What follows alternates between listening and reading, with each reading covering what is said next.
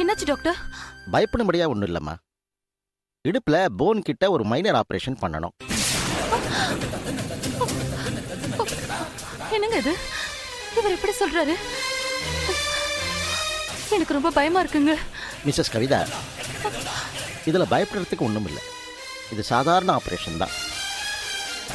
Tonsils operation மாதிரி வச்சுக்கோங்களேன். Operation பண்ணலனா ரொம்ப சிரமமாயிடும் கவி. போன் growth ரொம்ப டேஞ்சர்னு டாக்டர் சொல்றாரு. டாக்டர், ஆப்ரேஷன் என்னைக்கு வச்சுக்கலாம்? அது அகில் டிசைட் பண்ணி சொல்லட்டும். ஓகே டாக்டர், நாங்கள் டிஸ்கஸ் பண்ணி உங்ககிட்ட சொல்கிறோம். Okay right. Take care Akhil. Okay doctor. வரமா? சரி டாக்டர்.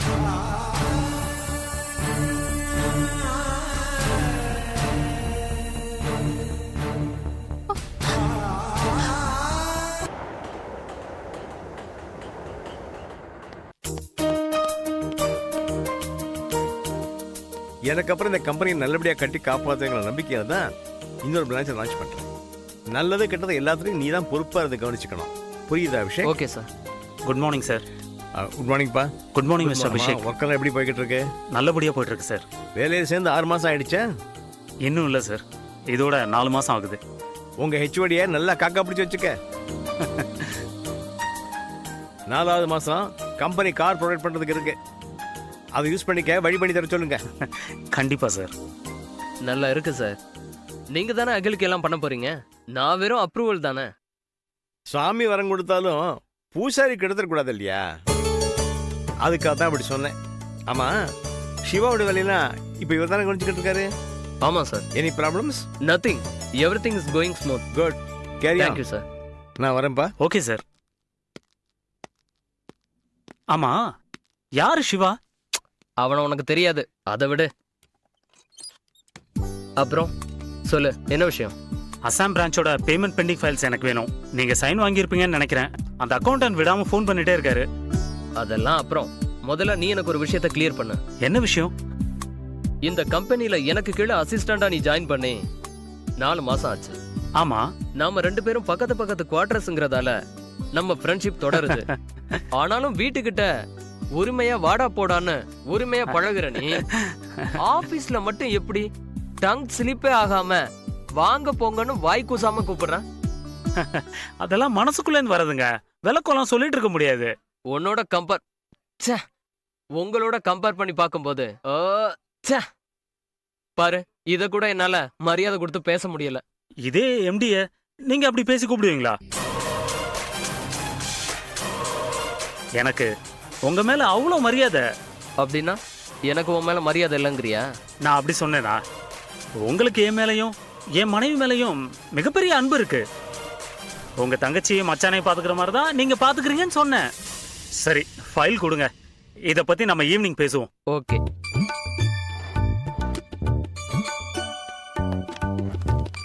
இல்ல, வரேன்.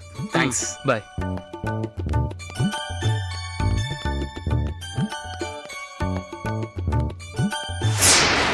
என்னண்ணே, காலையிலே ஆரம்பிச்சிட்டீங்களா? கொஞ்சதான் தம்பி, அந்த பழக்கத்தை நிறுத்த முடியல. அண்ணே, அப்படிலாம் சொல்லக்கூடாது.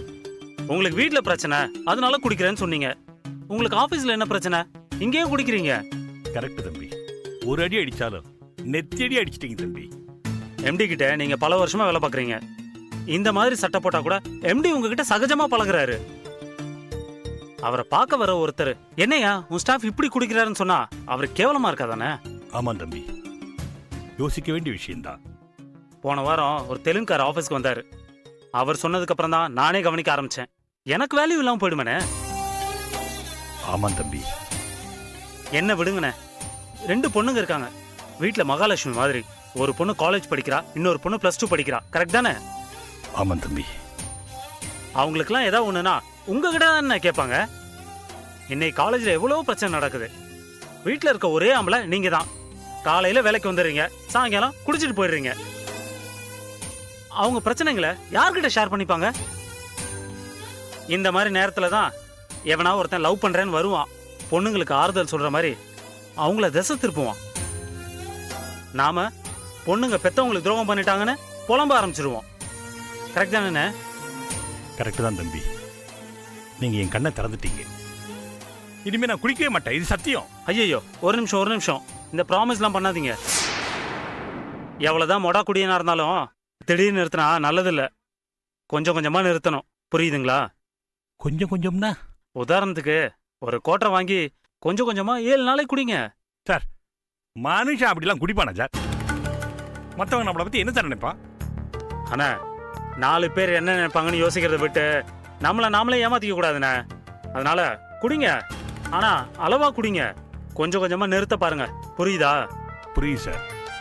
ஆனா இன்னைக்கு ஒரு நாள் மட்டும் உங்க வீட்ல இருந்து வர்ற மாங்காய் துவையலுக்காக ஒரு ஃபுல்லியே அடிச்சிடுறேன். மாங்காய் துவையலா? அதுவும் எங்க வீட்லயா?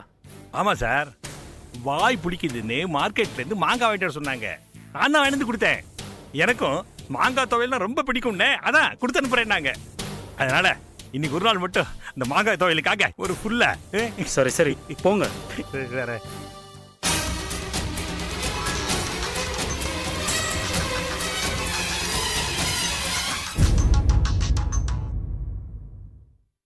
ஹலோ, நான் தாங்க. ஆமா, ஆபீஸ்ல என்ன பண்ணிட்டு இருக்கீங்க? ஆபீஸ்ல வேலையா இருக்கேன். என்ன விஷயம்? இத பாருங்க, மத்தியானம் மீட்டிங் இருக்கு, அது இதுன்னு போய் யார் கூடயும் சாப்பிட வேண்டாம். மத்தியானம் வீட்டுக்கு வந்து சாப்பிடுங்க. நேரா புறப்பட்டு குவார்டர்ஸ்க்கு வந்துருங்க. நம்ம 2 பேருக்கு பிடிச்ச ஒரு சந்தோஷமான விஷயம் நடந்திருக்கு, அதனால சேர்ந்தே சாப்பிடலாம். என்ன விஷயம் கவிதா? ரொம்ப சந்தோஷமான விஷயம், வீட்டுக்கு வந்தாதான் சொல்லுவேன். அதனால வீட்டுக்கு சீக்கிரமா வந்துருங்க, நான் வெயிட் பண்ணிட்டு இருப்பேன். கிட் வாங்கி செக் பண்ணி பார்த்தேன், 2 கோடு இருக்கு. எனக்கு ஒரு சின்ன டவுட், அதனால டாக்டர் வர்ஷினி இல்ல, அவங்க கிட்ட போனேன். அவங்க கன்ஃபார்ம் பண்ணிட்டாங்க. என்ன என்ன கன்ஃபார்ம்? போங்க, ரொம்ப கிண்டல் பண்றீங்க. எல்லாம் தெரிஞ்சிருந்தும் அப்படியே தெரியாத மாதிரியே கேக்குறீங்க. உங்களுக்கு எல்லாம் என் வாயாலேயே தெரிஞ்சுக்கணும், அவ்வளவுதானே? சரி, ஓகே, நானே சொல்றேன். இன்னும் 8 மாசத்துல நீங்க அப்பாவாக போறீங்க.